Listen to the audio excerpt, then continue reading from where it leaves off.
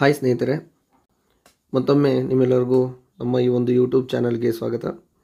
ಸ್ನೇಹಿತರೆ, ಈ ಹಿಂದಿನ ವಿಡಿಯೋಗಳಲ್ಲಿ ನಾವು GPSTR 26/11/2017ರಲ್ಲಿ ನಡೆದಿರುವಂತಹ ಒಂದು ಹೈದರಾಬಾದ್ ರೀಜನ್ನ ಪ್ರಶ್ನೆ ಪತ್ರಿಕೆಯ ಭಾಗ 1 ಅಂದರೆ ಮಲ್ಟಿಪಲ್ ಚಾಯ್ಸ್ ಬೇಸ್ಡ್ ಕ್ವಶನ್ಸು, ಭಾಗ 2ರಲ್ಲಿ 2 ಅಂಕದ ಪ್ರಶ್ನೆಗಳು, ಭಾಗ 3ರಲ್ಲಿ 3 ಅಂಕದ ಪ್ರಶ್ನೆಗಳು.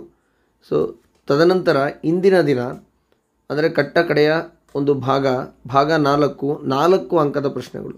ಒಟ್ಟಾರೆಯಾಗಿ ಈ ಪ್ರಶ್ನೆ ಪತ್ರಿಕೆಯಲ್ಲಿ 3 ಪ್ರಶ್ನೆಗಳು 4 ಅಂಕದ ಪ್ರಶ್ನೆಗಳಿದ್ದಾವೆ. ಆ 3 ಪ್ರಶ್ನೆಗಳಿಗೂ ಕೂಡ ಸರಿಯಾದ ಉತ್ತರದ ವಿಶ್ಲೇಷಣೆಯನ್ನು ನಾವು ಇಂದಿನ ಒಂದು ವಿಡಿಯೋದಲ್ಲಿ ಅಥವಾ ಈ ಒಂದು ಭಾಗದಲ್ಲಿ ನಾವು ನೋಡ್ತಾ ಹೋಗೋಣ. ಬನ್ನಿ ವಿಡಿಯೋವನ್ನು ಶುರು ಮಾಡೋಣ. ಸೊ ಇಲ್ಲಿ ಮೊದಲನೆಯ ಪ್ರಶ್ನೆ ನಿಮಗೆ ಸ್ಟ್ಯಾಟಿಸ್ಟಿಕ್ಸ್ ಅಂದರೆ ಸಂಖ್ಯಾಶಾಸ್ತ್ರದ ಒಂದು ಭಾಗದಿಂದ ತೆಗೆದಿರುವಂಥ ಒಂದು ಪ್ರಶ್ನೆ ಆಗಿದೆ. So this question belongs to statistics. So 89th question, A ಮತ್ತು ಬಿ ಎಂಬ ವಿದ್ಯಾರ್ಥಿಗಳು 5 ಕಿರು ಪರೀಕ್ಷೆಗಳಲ್ಲಿ ಗಳಿಸಿದ ಅಂಕಗಳನ್ನು ಕೆಳಗಿನ ಕೋಷ್ಟಕದಲ್ಲಿ ಕೊಡಲಾಗಿದೆ. ಎ ಮತ್ತು ಬಿಗಳ ಮಾರ್ಕಿನ ಗುಣಾಂಕವನ್ನು, ಸೊ ಮಾರ್ಕಿನ, ಅದನ್ನು ಮಾರ್ಪಿನ ಅಂತಲೂ ಕೂಡ ಕರೀತಾರೆ, ಗುಣಾಂಕವನ್ನು ಲೆಕ್ಕಾಚಾರ ಮಾಡಿ ಯಾರು ಹೆಚ್ಚಿನ ಸ್ಥಿರತೆಯನ್ನು ಹೊಂದಿದ್ದಾರೆ, ವಿದ್ಯಾರ್ಥಿಗಳು ಗಳಿಸಿದ ಅಂಕಗಳು.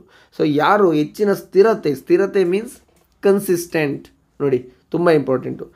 So from the given 2 students A and B obtained in 5 consecutive tests, those marks are given in the given below tabular column.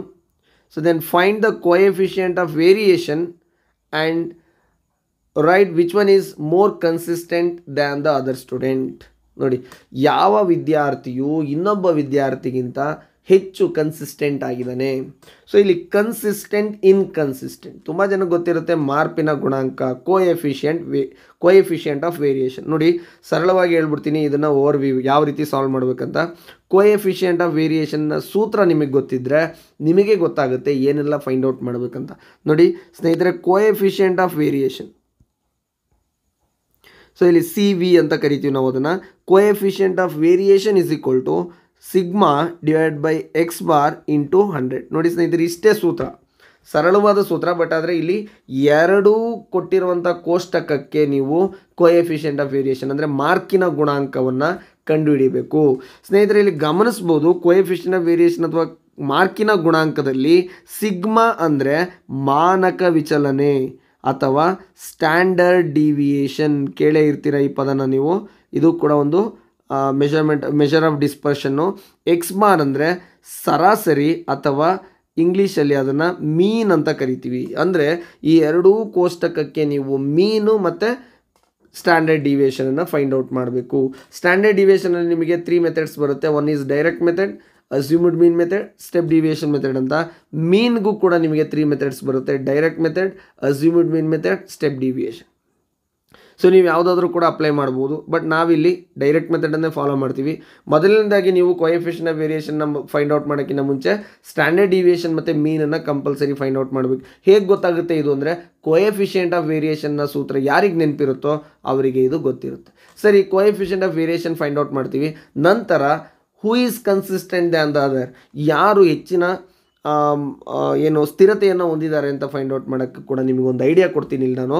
ಅದಕ್ಕೆ ಒಂದು ಓಲ್ಡ್ ಸಿಲೆಬಸ್ಸಲ್ಲಿ ತುಂಬ ಚೆನ್ನಾಗಿತ್ತು. ಕೋಎಫಿಷಿಯಂಟ್ ಆಫ್ ವೇರಿಯೇಷನ್ ಬಗ್ಗೆ ನೀವು ಗಮನಿಸ್ಬೋದು. ನೋಡಿ, ಕೋಎಫಿಷಿಯಂಟ್ ಆಫ್ ವೇರಿಯೇಷನಲ್ಲಿ ಕನ್ಸಿಸ್ಟೆಂಟ್, ಇನ್ಕನ್ಸಿಸ್ಟೆಂಟ್ ಯಾವ ರೀತಿ ಬರುತ್ತೆ ಅಂದರೆ, coefficient of variation is more than it is less consistent. So ನಿಮಗೆ ನೋಡಿ, ಒಂದು ನಿಮಿಷ ನಿಮಗೆ ಹೇಳ್ತೀನಿ ಇಲ್ಲಿ, ಲೆಸ್ ದೆನ್ ಮೋರ್ ಕನ್ಸಿಸ್ಟೆಂಟ್. ನೋಡಿ ಸ್ನೇಹಿತರೆ, ಇಷ್ಟೇ. ನೀವು coefficient of variation find out ಮಾಡ್ತಿರಲ್ವಾ, 2 ಕೋಎಫಿಷಿಯಂಟ್ ಆಫ್ ವೇರಿಯೇಷನಲ್ಲಿ ಯಾವ ಕೋಎಫಿಷಿಯಂಟ್ ಆಫ್ ಅಥವಾ ಯಾವ ವಿದ್ಯಾರ್ಥಿಯ ಕೋಎಫಿಷಿಯಂಟ್ ಆಫ್ ವೇರಿಯೇಷನ್ ಕಡಿಮೆ ಇರುತ್ತೋ ಅವನು ಅತಿ ಹೆಚ್ಚಿನ ಸ್ಥಿರತೆಯನ್ನು ಹೊಂದಿರ್ತಾನೆ. ಯಾರ ಕೋಎಫಿಷಿಯಂಟ್ ಆಫ್ ವೇರಿಯೇಷನ್ ಅಂದರೆ ಮಾರ್ಕಿನ ಗುಣಾಂಕವು ಹೆಚ್ಚಿಗೆ ಇರುತ್ತೋ ಅವನ ಒಂದು ಸ್ಥಿರತೆ ಇನ್ನೊಬ್ಬ ವಿದ್ಯಾರ್ಥಿಗೆ ಕಂಪೇರ್ ಮಾಡಿದ್ರೆ ಕಡಿಮೆ ಸ್ಥಿರತೆಯನ್ನು ಹೊಂದಿರ್ತಾನೆ. ಅರ್ಥ ಮಾಡ್ಕೊಳ್ಳಿ, ಮಾರ್ಕಿನ ಗುಣಾಂಕ ಹೆಚ್ಚಿದ್ರೆ ಅದು ಕಡಿಮೆ ಸ್ಥಿರತೆ, ಮಾರ್ಕಿನ ಗುಣಾಂಕ ಕಡಿಮೆ ಇದ್ದವರು ಹೆಚ್ಚಿನ ಸ್ಥಿರತೆಯನ್ನು ಹೊಂದಿರ್ತಾರೆ. ಆಪೋಸಿಟ್ ಫಾರ್ಮ್ ನೆನ್ಪಿಟ್ಕೊಳ್ಳಿ. ಈ ಇನ್ಫಾರ್ಮೇಷನ್ ತುಂಬ ಯೂಸ್ಫುಲ್ ಆಗುತ್ತೆ. ಇದರ ಬೇಸಿಸ್ ಮೇಲೆ ಈಗ ನಾವು ಪ್ರಾಬ್ಲಮ್ನ ನೀಟಾಗಿ ಸಾಲ್ವ್ ಮಾಡ್ತಾ ಹೋಗ್ಬೋದು. ಯಾಕಂದರೆ ಹೆಚ್ಚಿನ ಸೊಲ್ಯೂಷನ್ ಇರೋದ್ರಿಂದ ನಾನು ಫಸ್ಟೇ ನಿಮಗೆ ಐಡಿಯಾ ಕೊಟ್ಟಿದ್ದೀನಿ ಯಾವ ರೀತಿ ಈ ಒಂದು ಉತ್ತರ ಬರುತ್ತೆ ಅಂತ. ಸ್ನೇಹಿತರೆ, ಈಗ ನಾವು ಪ್ರಶ್ನೆ ಅವಶ್ಯಕತೆ ಇಲ್ಲ ಅಂದ್ಕೊಳ್ತೀನಿ. ಯಾಕಂದರೆ ವಿದ್ಯಾರ್ಥಿಗಳು ಗಳಿಸಿದ ಅಂಕಗಳು 5 ಕಿರುಪರೀಕ್ಷೆಗಳಲ್ಲಿ ಎ ಅನ್ನೋ ವಿದ್ಯಾರ್ಥಿ 17, 20, 16, 15, 7, ಬಿನ ವಿದ್ಯಾರ್ಥಿ 12, 8, 15, 7, 8. ಸೊ ಇದನ್ನು ನಾನು ಆಲ್ರೆಡಿ ಟ್ಯಾಬ್ಲರ್ ಕಾಲಮ್ ಆಗಿ ರೆಡಿ ಮಾಡಿ ಇಟ್ಟಿದ್ದೀನಿ ನಿಮಗೆ ಕೋಷ್ಟಕನ. ಸೊ ಅದರಲ್ಲಿ ನೀವು ಗಮನಿಸ್ಬೋದು ಇಲ್ಲಿ. ಸೊ ಈಗ ಬನ್ನಿ ಈ ಒಂದು ಸೊಲ್ಯೂಷನನ್ನು ನೋಡೋಣ. ಮೊದಲನೇದಾಗಿ ನಾವು ಮೀನ್ ಅಂದರೆ ಸರಾಸರಿಯನ್ನು ಕಂಡುಹಿಡಿಬೇಕಾಗುತ್ತೆ. ಸೊ ಸರಾಸರಿ ಕಂಡುಹಿಡಿಯೋಕ್ಕೆ ನಿಮಗೆ ಬೇರೆ ಏನೂ ಅವಶ್ಯಕತೆ ಇಲ್ಲ. Sigma F X divide by N. ನೋಡಿ ಸ್ನೇಹಿತರೆ, ಇಲ್ಲಿ ಸರಾಸರಿ X bar is equal to sigma X divide by N. ಈ ಒಂದು ಸೂತ್ರನ ಬಳಸ್ತಾ ಇದ್ದೀನಿ. X bar is equal to sigma X divide by N. Sigma X ಅಂದ್ರೇನು? ಒಟ್ಟಾರೆ score, sum of the all scores, ಅಂದರೆ ಕೊಟ್ಟಿರುವಂತಹ ದತ್ತಗಳ ಮೊತ್ತ. ಹೌದಾ? ಸೊ ಇಲ್ಲಿ ದತ್ತಗಳನ್ನು ಅವರು ಡೈರೆಕ್ಟಾಗಿ ಕೊಟ್ಟಿದ್ದಾರೆ. ಇದು ಅನ್ಗ್ರೂಪ್ಡ್ ಕ್ಲಾಸ್ ಇಂಟರ್ವಲ್ಲು ಅಥವಾ grouped class interval. There is no class intervals. Class intervals ಇಲ್ಲ, ಬಟ್ ಡಾಟಾನ ಅರೇಂಜ್ಮೆಂಟ್ ಮಾಡಿದ್ದಾರೆ. ಗ್ರೂಪ್ಡ್ ಡಾಟಾ ಅಂತ ಕರಿಬೋದು. ಸೊ ಇಲ್ಲಿ ಮೊತ್ತ ನೋಡೋದಾದರೆ ನೀವು 17 + 20 + 16 + 15 + 7 ಇವುಗಳ ಮೊತ್ತ 75 75 ಬರುತ್ತೆ ಸ್ನೇಹಿತರೆ. ಸೊ ಇಲ್ಲಿ ಇವುಗಳ ಮೊತ್ತ 12, 8, 15, 7, 8. ಸೊ ಇವುಗಳ ಮೊತ್ತ ನಿಮಗೆ 50 ಬರುತ್ತೆ. ಇದನ್ನು ಬಳಸ್ಕೊಂಡು ನಾವೇನು ಮಾಡ್ಬೋದು? ಈಸಿಯಾಗಿ ಸರಾಸರಿಯನ್ನು ಕಂಡುಹಿಡಿಬೋದು. ಇಲ್ಲಿ ನೋಡಿ ಸ್ನೇಹಿತರೆ, ಸರಾಸರಿ 75 ಡಿವೈಡೆಡ್ ಬೈ ಎನ್ ಅಂದ್ರೇನು? ಟೋಟಲ್ ನಂಬರ್ ಆಫ್ ಸ್ಕೋರ್, ಅಂದರೆ ಗಿವನ್ ಡಾಟಾ ಎಷ್ಟಿದ್ದಾವೆ ಅಂತ ಕೌಂಟ್ ಮಾಡಿ. 1, 2, 3, 4, 5. ಯಾಕೆಂದರೆ 5 ಟೆಸ್ಟ್ ಅಂತ ಅವರೇ ಕೊಟ್ಟಿರೋದ್ರಿಂದ 50 ಡಿವೈಡ್ ಬೈ 5. ಸ್ನೇಹಿತರೆ, ಸರಾಸರಿ ನಿಮಗೆ ಗೊತ್ತಾಗ್ತಾ ಇರ್ಬೋದು. ಇಲ್ಲಿ ಮೊದಲನೆಯ ವಿದ್ಯಾರ್ಥಿಯ ಸರಾಸರಿ 15 ಬಂದರೆ ಎರಡನೆಯ ವಿದ್ಯಾರ್ಥಿಯ ಸರಾಸರಿ 10 ಬರ್ತಾ ಇದೆ ಸ್ನೇಹಿತರೆ. ಎಕ್ಸ್ ಬಾರ್ ಫೈಂಡ್ ಔಟ್ ಮಾಡಾಯಿತು, ತುಂಬ ಈಸಿಯಾಗಿ ಗೊತ್ತಾಗ್ತಾ ಇದೆ ನಿಮಗೆ. ಬಟ್ ಈಗ ನಾವು ಸ್ಟ್ಯಾಂಡರ್ಡ್ ಡಿವಿಯೇಷನ್ನ ಫೈಂಡ್ ಔಟ್ ಮಾಡಬೇಕು. ಸೊ ಹಾಗಾದರೆ ಸ್ಟ್ಯಾಂಡರ್ಡ್ ಡಿವಿಯೇಷನ್ ಕಂಡುಹಿಡಿಯೋಂಥ ಸೂತ್ರ ಯಾವುದಿದೆ ಅಂತ ನೀವೇನಾದರೂ ನೋಡೋದಾದರೆ ಇಲ್ಲಿ ನೋಡಿ ಸ್ನೇಹಿತರೆ, ಎರಡನ್ನೂ ಕೂಡ ನಾನು ಪ್ರತ್ಯೇಕವಾಗಿ ನಿಮಗೆ ಸ್ಟ್ಯಾಂಡರ್ಡ್ ಡಿವಿಯೇಷನ್ ಫೈಂಡ್ ಔಟ್ ಮಾಡೋಂಥ ಸೂತ್ರನ ನಾನು ಇಲ್ಲಿ ಬರಿತಾ ಹೋಗ್ತೀನಿ. ಸೊ ನೀವಿಲ್ಲಿ ಗಮನಿಸಬೇಕಾಗುತ್ತೆ ಯಾವ ರೀತಿ ಈ ಒಂದು ಸೂತ್ರ ಇದೆ ಅಂತೇಳಿ.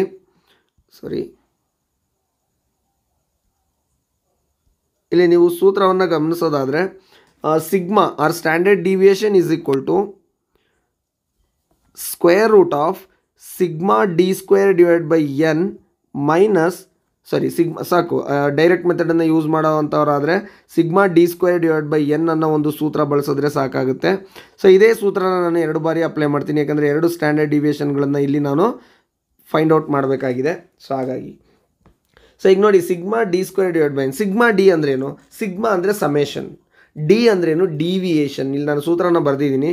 ಎಲ್ಲ ದತ್ತಗಳಿಂದ ಅದರ ಮೀನನ್ನು ಕಳೀತಾ ಬಂದರೆ ಅದನ್ನು ನಾವು ಡಿವಿಯೇಷನ್ ಅಂತ ಕರಿತೀವಿ. ನೀವು ಬೇಕಾದರೆ ಸ್ಟ್ಯಾಟಿಸ್ಟಿಕ್ಸ್ ಚಾಪ್ಟರ್ಲಿ ತೆಗೆದು ನೋಡ್ಬೋದು. ಸೊ ಹಾಗಾದರೆ ಇಲ್ಲಿ ಇರುವಂಥ ದತ್ತ 17, ಇಲ್ಲಿ ಬಂದಿರುವಂಥ ಮೀನ್ ಏನು? 15. 17 - 15 = 2 ಗೊತ್ತಾಗ್ತಿದೆ ಅಲ್ವಾ? 20 - 15 = 5. 16 - 15 = 1. 15 - 15 = 0. ಆ್ಯಂಡ್ 7 - 15 = -8 ಸ್ನೇಹಿತರೆ.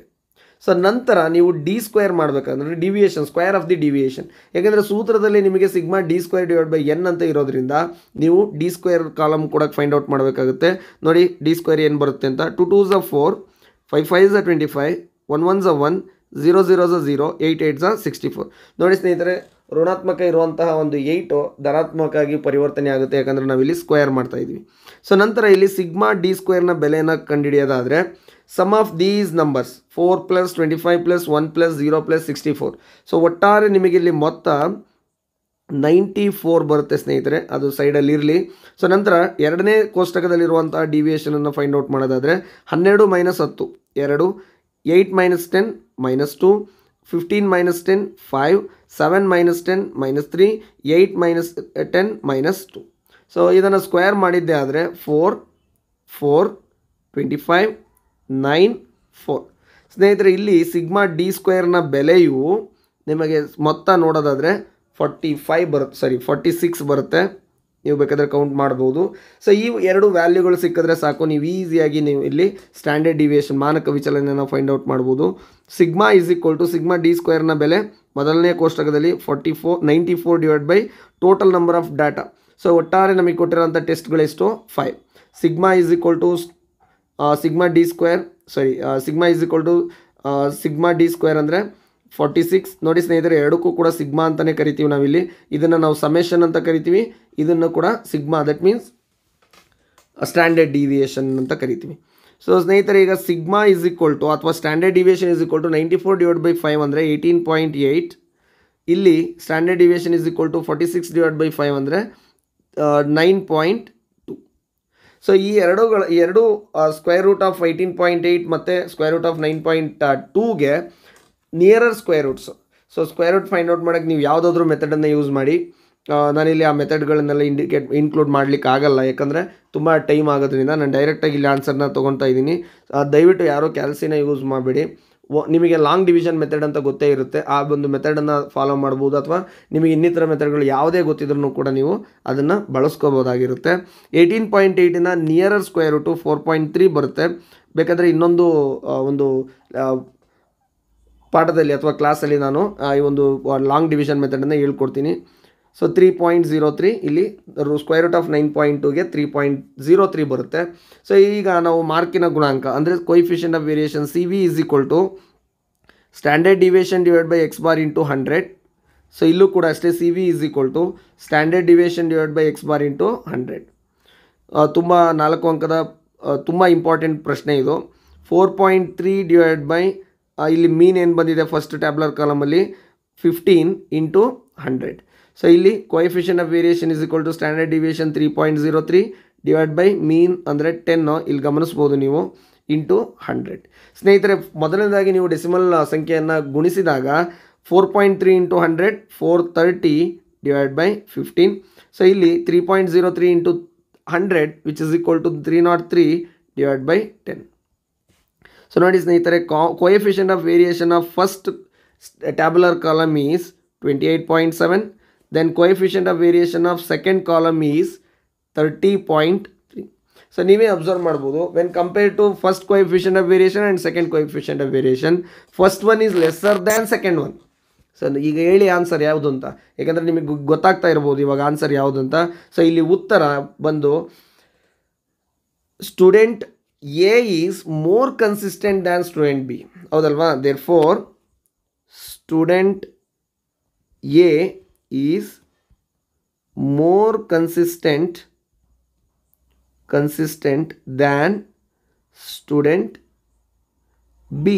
ನೋಡಿ, ವಿದ್ಯಾರ್ಥಿ ಬಿ ಗಿಂತ ವಿದ್ಯಾರ್ಥಿ ಎಯು ಅತಿ ಹೆಚ್ಚಿನ ಸ್ಥಿರತೆಯನ್ನು ಹೊಂದಿರುವಂಥವನಾಗಿದ್ದಾನೆ. ಯಾಕಂದರೆ ಮಾರ್ಕಿನ ಗುಣಾಂಕ ಯಾವುದು ಕಡಿಮೆ ಬರುತ್ತೋ ಅದು ಅತಿ ಹೆಚ್ಚಿನ ಸ್ಥಿರತೆಯನ್ನು ಹೊಂದಿರುತ್ತೆ. ಮಾರ್ಕಿನ ಗುಣಾಂಕ ಯಾವುದು ಹೆಚ್ಚಿರುತ್ತೋ ಅದು ಅತಿ ಕಡಿಮೆಯ ಸ್ಥಿರತೆಯನ್ನು ಹೊಂದಿರುತ್ತೆ. ಸೊ ನೋಡಿ ಸ್ನೇಹಿತರೆ, ಇದು 4 ಅಂಕದ ಪ್ರಶ್ನೆ. ಸೊ ಇಷ್ಟು ಇದರ ವಿಶ್ಲೇಷಣೆ, ಇದು ಸರಿಯಾದ ಉತ್ತರ ಅಂತ ಹೇಳ್ತಾ ಬನ್ನಿ ನಮ್ಮ ಮುಂದಿನ ಪ್ರಶ್ನೆಗೆ ಹೋಗೋಣ. ಸೊ ಈಗ ಮುಂದಿನ ಪ್ರಶ್ನೆ ನೀವಿಲ್ಲಿ ಗಮನಿಸ್ಬೋದು. ಮುಂದಿನ ಪ್ರಶ್ನೆ 90ನೇ ಪ್ರಶ್ನೆ. ಸೊ ಇಲ್ಲಿ ಬಹುತೇಕ 3 ಪ್ರಶ್ನೆಗಳಿರೋದ್ರಿಂದ ನಾವು ಈಸಿಯಾಗಿ ವಿಶ್ಲೇಷಣೆ ಮಾಡೋಕ್ಕೂ ಕೂಡ ಹೆಲ್ಪ್ ಆಗುತ್ತೆ. ಬಟ್ ಹೇಳಿರೋಂಥ ಅಷ್ಟು ವಿಷಯಗಳನ್ನು ಗಮನದಲ್ಲಿಟ್ಕೊಂಡ್ರೆ ತುಂಬ ಈಸಿ ಆಗುತ್ತೆ ನಿಮಗೆ ಕ್ಯಾಲ್ಕುಲೇಟ್ ಮಾಡಲಿಕ್ಕೆ. ಸೊ ಎಮ್ ಮತ್ತು ಎನ್ಗಳು 3x² = 6x + 5 ಈ ವರ್ಗ ಸಮೀಕರಣದ ಮೂಲಗಳಾದರೆ, ಫಸ್ಟು ಮೊದಲನೆಯ ಒಂದು ಸಬ್ question m+2n into 2m + n. ಎರಡನೆಯ ಪ್ರಶ್ನೆ 1/m + 1/n ಬೆಲೆಯನ್ನು ಕಂಡುಹಿಡಿಯಿರಿ.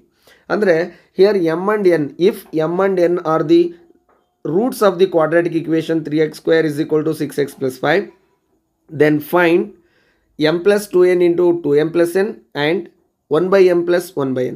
ಸ್ನೇಹಿತರೆ, ಈ ಒಂದು ಪ್ರಶ್ನೆ ಕಂಪ್ಲೀಟ್ ಆಗಿ ಕ್ವಾಡ್ರಾಟಿಕ್ ಇಕ್ವೇಷನ್ 10ನೇ ತರಗತಿಯ ಒಂದು ಕ್ವಾಡ್ರಾಟಿಕ್ ಇಕ್ವೇಷನ್ ಅಥವಾ ಬಹುಪದೋಕ್ತಿಗಳು ಪಾಲಿನಾಮಿಯಲ್ಸ್ ಚಾಪ್ಟ್ರಲ್ಲಿ ಬರುತ್ತೆ. Quadratic polynomial or quadratic equation. So ಅದರಲ್ಲಿ sum and product of 2 roots ಅಂದರೆ ಮಲ್ಟಿಪಲ್ ಚಾಯ್ಸ್ ಕ್ವಶನ್ಸಲ್ಲಿ ನಾವು ಈ ಥರದ್ದೊಂದು ಕಾನ್ಸೆಪ್ಟನ್ನು ನೋಡಿದ್ವಿ. Sum of 2 roots and product of 2 roots ಅಂತ. ಆ ಒಂದು ಕಾನ್ಸೆಪ್ಟಿನ ಬೇಸಿಸ್ ಮೇಲೆ ಈ ಕ್ವಶನನ್ನು ಡೆವಲಪ್ ಮಾಡಿದ್ದಾರೆ. ಬನ್ನಿ ಸ್ನೇಹಿತರೆ, ಸ್ಟಾರ್ಟ್ ಮಾಡೋಣ ಈ ಒಂದು ಪ್ರಾಬ್ಲಮ್ನ. ಕೊಟ್ಟಿರುವಂತಹ ಒಂದು ವರ್ಗ ಸಮೀಕರಣ ಅಂದರೆ ಕ್ವಾಡ್ರಾಟಿಕ್ ಇಕ್ವೇಷನ್ನ ಮೊದಲನೇದಾಗಿ ಬರ್ಕೋಬೇಕಾಗುತ್ತೆ. ಕೊಟ್ಟಿರುವಂಥ ವರ್ಗ ಸಮೀಕರಣ 3x² = 6x + 5. ಇದನ್ನು ಕರೆಕ್ಟ್ ಆರ್ಡರಲ್ಲಿ ಬರೆದಾಗ 3x² - 6x - 5. ಯಾಕಂದರೆ ಸ್ನೇಹಿತರೆ 6x ಮತ್ತು 5 ಬಲಭಾಗದಲ್ಲಿರುವಂಥ ಟರ್ಮ್ಸ್ಗಳಾಗಿರೋದ್ರಿಂದ, ಪದಗಳಾಗಿರೋದ್ರಿಂದ ಅವನ್ನು LHSಗೆ ಟ್ರಾನ್ಸ್ಪೋಸ್ ಮಾಡಿದಾಗ ಅವು ಋಣಾತ್ಮಕ ಆಗ್ತವೆ, ಅದೆಲ್ಲ ನಿಮಗೆ ಗೊತ್ತಿರತಕ್ಕಂಥ ಮಾಹಿತಿ. So this equation is of the form A X square plus B X plus C is equal to 0. ನಂತರ ನೀವೇ ಹೇಳ್ಬೋದು A is equal to 3, then B is equal to -6 and C is equal to -5. So ನೋಡಿ ಸ್ನೇಹಿತರೆ, ತುಂಬ important ಇದನ್ನು ಬರೆಯೋದು. So ಅಲ್ಲಿ ನೀವು ಕನ್ಫ್ಯೂಸ್ ಆಗ್ತೀರಾ, ಅದು -5 ಏನಂತ. ಮತ್ತೊಮ್ಮೆ ನಾನು ಅಲ್ಲಿ -5 ರೆಪ್ರೆಸೆಂಟ್ ಮಾಡ್ತಾ ಇದ್ದೀನಿ. ಸೊ ಮೊದಲನೇದಾಗಿ ನೀವು sum of two roots and product of two ರೂಟ್ಸನ್ನು ಕಂಡುಹಿಡಿಬೇಕಾಗುತ್ತೆ. ಇಲ್ಲಿ ಎಮ್ ಮತ್ತು ಎನ್ಗಳು ಎರಡು ರೂಟ್ಸ್ಗಳಾದಾಗ ಸಮ್ ಆಫ್ ಟೂ ರೂಟ್ಸ್ ಅಂದ್ರೇನು, m plus N is equal to -b/a. So ಹಾಗಾದರೆ m plus N is equal to -b ಅಂದರೆ -6 ಎನ ಬೆಲೆ 3. ಸೊ -6 6/3 ಅಂದರೆ 2 ಸ್ನೇಹಿತರೆ. M plus N is equal to 2. So ಇದನ್ನು ಗಮನಿಸ್ಬೇಕು ನೀವು. Then M into N product of two roots is equal to c/a. ಇವೆಲ್ಲ ಸೂತ್ರಗಳು ಸ್ನೇಹಿತರೆ ನಿಮ್ಮ ಟೆಕ್ಸ್ಟ್ ಬುಕ್ಕಲ್ಲಿ ಸಿಗುತ್ತೆ. ಸಿನ ಬೆಲೆ -5 ಎನ ಬೆಲೆ 3. Therefore M into N is equal to -5/3. So ಇಷ್ಟನ್ನು ಉಪಯೋಗಿಸ್ಕೊಂಡು ನಾವೇನು ಮಾಡಬೇಕೀಗ, ಆನ್ಸರ್ನ ಫೈಂಡ್ ಔಟ್ ಮಾಡಬೇಕಾಗುತ್ತೆ. ಸ್ವಲ್ಪ ನೀವು ಇಲ್ಲಿ ಗಮನಿಸ್ಬೋದು. ಮೊದಲನೆಯ ಒಂದು ಸಬ್ ಕ್ವಶನ್ಗೆ ಹೋಗೋದಾದರೆ m plus 2m into 2m plus n. ನೋಡಿ ಸ್ನೇಹಿತರೆ, ಇಲ್ಲಿ ಎಮ್ ಪ್ಲಸ್ ಎನ್ ಅಂತ ಇದೆ, ಬಟ್ ಅಲ್ಲಿ 2 ಇರೋದ್ರಿಂದ ನೀವು ಇದನ್ನು ಸಿಂಪ್ಲಿಫೈ ಮಾಡಬೇಕಾಗುತ್ತೆ. ಯಾವ ರೀತಿ ಸಿಂಪ್ಲಿಫೈ ಮಾಡಬೇಕು, ಇವೆರಡನ್ನು ಕೂಡ ಮಲ್ಟಿಪ್ಲೈ ಮಾಡಿಬಿಡಿ.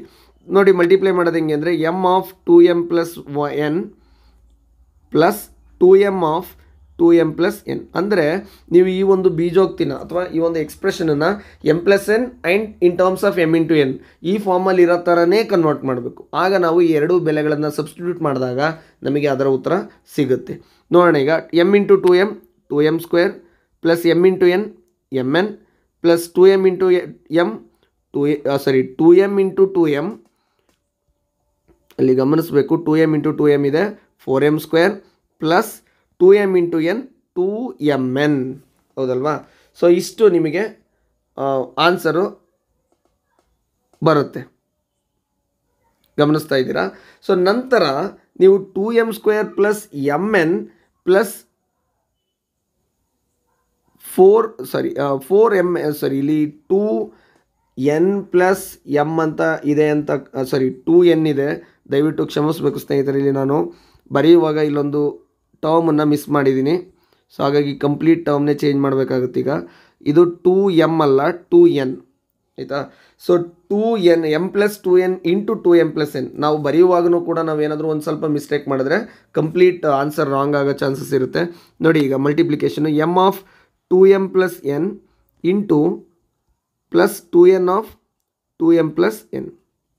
ಸ್ನೇಹಿತರೆ, ಈಗ ಗುಣಿಸಿದಾಗ 2m square plus mn plus 2mn plus 2n square. So ನಂತರ mn ಜಾಗದಲ್ಲಿ ನಾವು ಈಸಿಯಾಗಿ ಬೆಲೆನ ಸಬ್ಸ್ಟಿಟ್ಯೂಟ್ ಮಾಡ್ಬೋದು. ಆದರೆ m ಸ್ಕ್ವೇರ್ನ ಜಾಗದಲ್ಲಿ ನಾವು ಯಾವ ಒಂದು ಬೆಲೆಯನ್ನು ಕೂಡ ಹಾಕೋಕ್ಕಾಗ್ತಾ ಇಲ್ಲ. ಹಾಗಾಗಿ ಇವೆರಡನ್ನೂ ಕೂಡ ಒಂದು ಕಡೆ ಬರೆದಾಗ mn plus 2mn is equal to ಸ್ನೇಹಿತರೆ, ಇಲ್ಲಿ 2n ಇಂಟು 2m 4mn. ಕ್ಷಮಿಸಬೇಕು ಈ ಒಂದು ತಪ್ಪಿಗೆ. So mn plus 4mn 5mn plus 2m square plus 2n square. ಸ್ನೇಹಿತರೆ, 5mn ಪ್ಲಸ್ 2 ಕಾಮನ್ ತೆಗೆದಾಗ take down 2 as common factor we get m square plus n square. ಸ್ನೇಹಿತರೆ, m square plus n ಸ್ಕ್ವೇರ್ಗೆ ನಾವು ಯಾವುದೇ ಒಂದು ಬೆಲೆನ ಹಾಕೋಕ್ಕಾಗ್ತಾ ಇಲ್ಲ.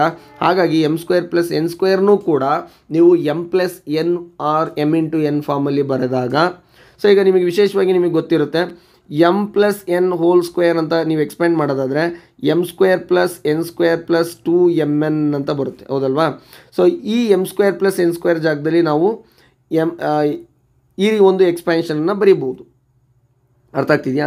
ಅಂದರೆ ಅದನ್ನು ನಾವು m plus n whole square ಅಂತ ಬರ್ಕೋಬೋದು. ಬಟ್ ಆದರೆ ನಮಗಿಲ್ಲಿ m square plus n square ಮಾತ್ರ ಇದೆ, 2mn ಇಲ್ಲ.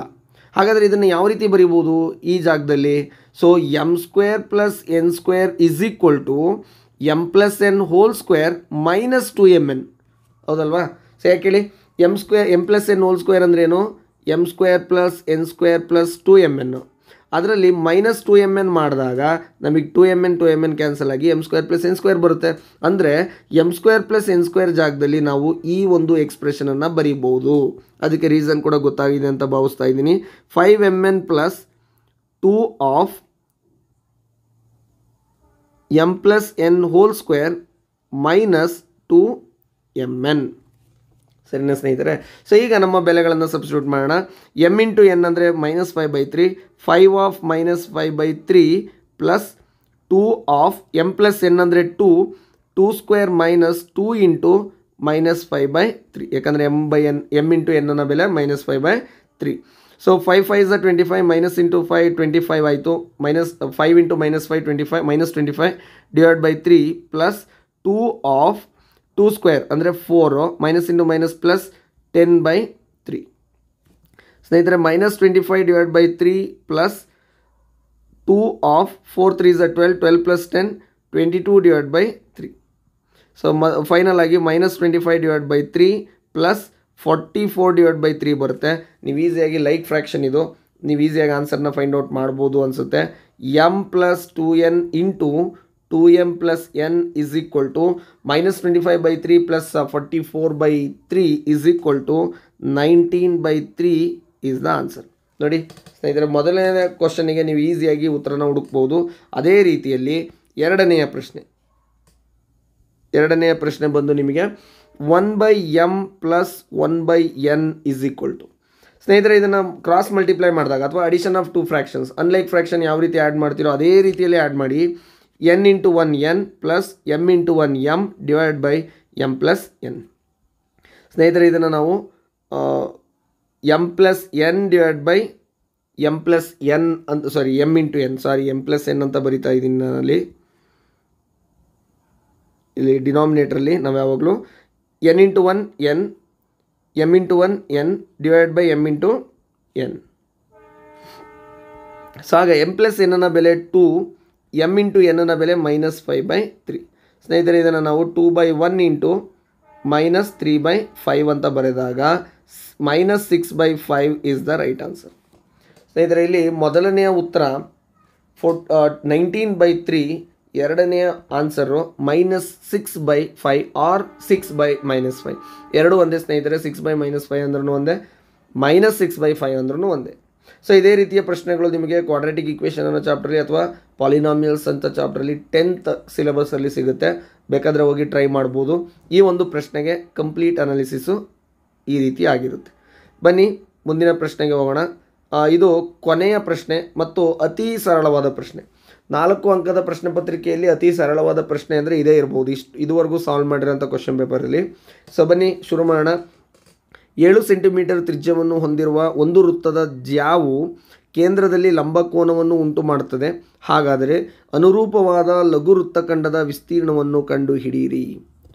ಇಂಗ್ಲೀಷಲ್ಲಿ ಹೇಳೋದಾದರೆ, so radius 7 cm in a circle whose radius is 7 centimeter